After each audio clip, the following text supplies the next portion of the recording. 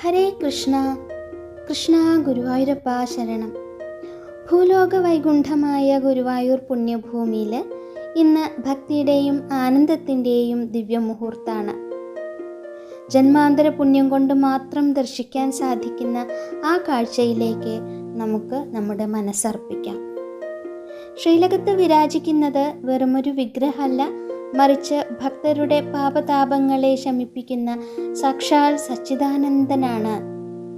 മനസ്സിന് പരമാനന്ദം പകരുന്ന ആ ദിവ്യരൂപം ഇന്ന് അലങ്കരിച്ചിരിക്കുന്നത് ഭക്തർക്ക് ഏറെ പ്രിയങ്കരനായ മുട്ടുകുത്തി നിൽക്കുന്ന ഉണ്ണിക്കണ്ണനായിട്ടാണ്.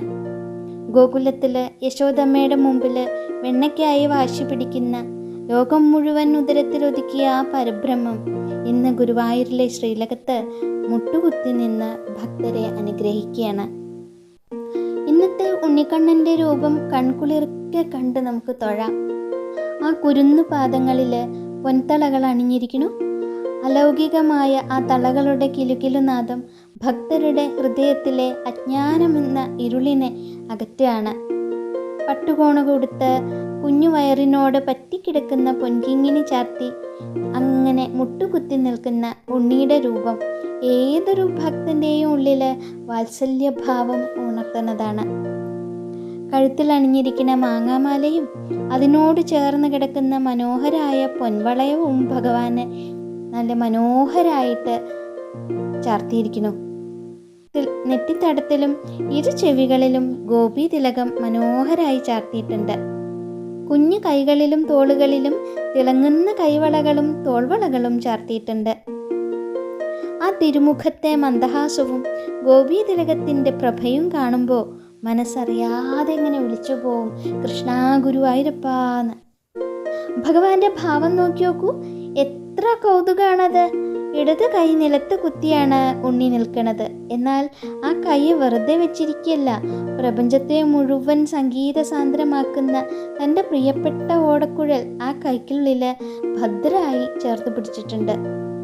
ലീലാവിലാസങ്ങൾക്കിടയിലും ഭഗവാൻ തൻ്റെ വേണുഗാനം കൈവിടുന്നില്ല എന്നുള്ള ആത്മീയ സത്യമാണ് ഇത് നമ്മളെ ഓർമ്മിപ്പിക്കുന്നത്. വലത് കൈയിൽ നോക്കി നോക്കൂ, വെണ്ണ നിറച്ച ഒരു പൊന്നുരുളിൻ്റെ. ഭഗവാന്റെ മുന്നിലായി കളഭത്തിൽ തീർത്ത ഒരു വലിയ സ്വർണ്ണപാത്രമുണ്ട്. ആ പാത്രം നിറയെ അമൃത് പോലെയുള്ള വെണ്ണയാണ്. സ്വർണ്ണപാത്രത്തിൽ നിന്ന് വെണ്ണ വാരി കഴിക്കുന്ന ഒരു പരമ കൊതിയൻ്റെ രൂപത്തിലാണ് നമ്മുടെ പൊന്നുണ്ണിക്കണ്ണൻ ദർശനം നൽകുന്നത്. ഭഗവാൻ അത്രയേറെ ആനന്ദത്തോടെ വെണ്ണ വാരി കഴിക്കുമ്പോൾ ആ ചുണ്ടുകളിൽ നിന്ന് വെണ്ണത്തുള്ളികൾ താഴേക്ക് ഇങ്ങനെ ഇട്ട് വീഴുന്നുണ്ട്. അതും അങ്ങനെ ഭയങ്കര മനോഹരായിട്ട് ഇങ്ങനെ അലങ്കരിച്ചു വെച്ചിരിക്കുകയാണ്. തിരുമുഖത്തെ പുഞ്ചിരിയും വെണ്ണക്കണ്ണൻ്റെ ഈ ലീലയും കാണുമ്പോൾ ഭക്തരുടെ മനസ്സ് ഭക്തിരസത്താൽ നിറഞ്ഞങ്ങോട്ട് തുളുമ്പും. ആ ദിവ്യരൂപത്തിന് മാറ്റുകൂട്ടാൻ ശിരസിൽ തിരുമുടിമാല ചാർത്തിയിരിക്കുന്നു. വെളുത്ത പൂക്കൾ കൊണ്ട് തീർത്ത തിരുമുടിമാലയുടെ നടുവിലായിട്ട് ചുവന്ന തെച്ചുപൂക്കൾ വിരിഞ്ഞു നിൽക്കുന്നുണ്ട്. ഇതിന് മുകളിലായിട്ട് വിധാനത്തിൽ 6ഓളം വലിയ ഉണ്ടമാലകളാണ് ചാർത്തിയിട്ടുള്ളത്. താമരയും തുളസിയും തെച്ചിപ്പൂക്കളും ഒന്നിടവിട്ട് ഇങ്ങനെ കോർത്തുണ്ടാക്കിയിട്ടുള്ളതാണ് ഈ ഒരു ഉണ്ടമാലകൾ എന്ന് പറയുന്നത്. ഭഗവാന് ഏറ്റവും പ്രിയപ്പെട്ട വിശുദ്ധമായ തുളസിപ്പൂക്കൾ മാത്രം കോർത്ത 2 വലിയ ഉണ്ടമാലകളും ഭഗവാന്റെ ഇരുവശത്തുമായിട്ട് തൂക്കിയിട്ടിട്ടുണ്ട്. അങ്ങനെ പൂക്കളുടെ സുഗന്ധവും കളഭത്തിൻ്റെ പരിമളവും നെയ്വിളക്കുകളുടെ പ്രഭയും ഒക്കെ കൂടി ചേർന്ന് ശ്രീലകം ഇങ്ങനെ സാക്ഷാൽ വൈകുണ്ഠായി മാറിയിരിക്കുകയാണ്. ഈ പുഷ്പങ്ങളുടെ നടുവിലാണ് നമ്മുടെ വെണ്ണക്കൊതിയനായ പൊന്നുണ്ണി മുട്ടുകുത്തി നിന്ന് വെണ്ണയുണ്ണുന്നത്. ഭഗവാന്റെ ഈ ഉച്ചപൂജാ രൂപത്തിന് ഒരു ആത്മീയ അർത്ഥമുണ്ട്, വലിയൊരു ആത്മീയ അർത്ഥമുണ്ട്. ഉണ്ണിക്കണ്ണൻ ഭക്തരുടെ ഹൃദയമാകുന്ന വെണ്ണയാണ് മോഷ്ടിക്കുന്നത് എന്നുള്ളതാണ്. കഠിനമായ ഭക്തിയിലൂടെയും സമർപ്പണത്തിലൂടെയും ഉരുകി പരുവമായ ഭക്തമനസ്സാകുന്ന വെണ്ണ ഭഗവാൻ സന്തോഷത്തോടെ സ്വീകരിക്കുന്നു എന്നുള്ളതാണ്.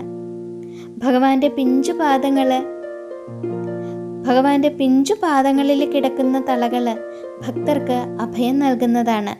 കാലൻ്റെ ദൂതന്മാർ നമ്മളെ തേടി എത്തുമ്പോൾ ആ ഭയത്തിൽ നിന്ന് നമ്മളെ രക്ഷിക്കാൻ ഭഗവാന്റെ കാൽത്തളകളുടെ കിലുക്കവും ഓടക്കുഴൽ വിളി നാദവും മതി എന്നുള്ളതാണ് ഭക്തകവിയുടെ വരികൾ പറയുന്നത്.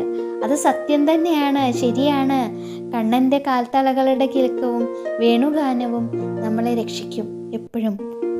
ജീവിതത്തിലെ എല്ലാ ദുരിതങ്ങളും പാപങ്ങളും ഭഗവാന്റെ വെണ്ണയുണ്ടെന്ന പുഞ്ചിരിക്കു മുന്നിൽ അലിഞ്ഞില്ലാണ്ടാവും. മനസ്സ് നിറഞ്ഞ് കണ്ണുകൾ ആ ദിവ്യരൂപത്തിൽ മാത്രം ഉറപ്പിച്ചു നിർത്തി നമുക്കൊന്നിച്ച് നാമജപത്തിൽ മുഴുകാം. ഭഗവാൻ എപ്പോഴും നമ്മുടെ കൂടെ ഉണ്ടാവും എന്ന വിശ്വാസത്തോടെ ആ പുണ്യദർശനം മനസ്സിൽ ധ്യാനിച്ച് നമുക്ക് ജപിക്കാം. നാരായണ നാരായണ നാരായണ, കൃഷ്ണ ഗുരുവായൂരപ്പ.